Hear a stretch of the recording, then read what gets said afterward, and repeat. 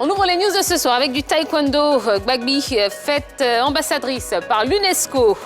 Les distinctions ne cessent de s'enchaîner pour la double championne de bronze olympique. Gbagby Ruth, c'est d'elle qu'il s'agit.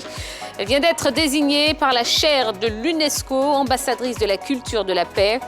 Précédemment, elle avait été décorée il y a quelques semaines par le ministre des Sports, Dan Paulin. En tennis, Nadal testé positif à la Covid-19. Parlons golf à présent, PNC Championship.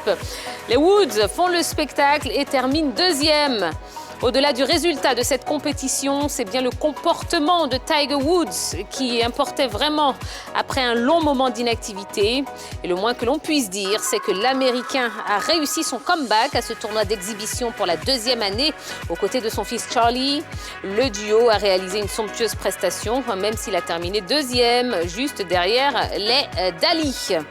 Et puis en football, partons à Burnley. Maxwell Cornet désigné joueur de l'année.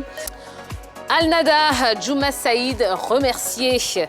Le retour de Djouma Saïd à Oman aura été de courte durée. En effet, la direction du club Al-Nahda, l'équipe à laquelle appartenait l'international ivoirien, a annoncé à travers son compte Twitter la résiliation du contrat du joueur. Il est reproché à Djouma Saïd son manque d'implication au sein du club ces derniers temps. L'attaquant ivoirien est donc au chômage désormais en attendant de trouver un nouveau point de chute. Et puis, parlons de la FIFA Coupe arabe.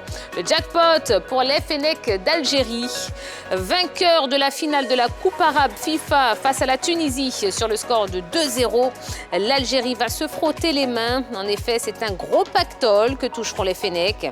On parle d'un peu plus de 2 milliards 700 millions de francs CFA que l'équipe algérienne empochera.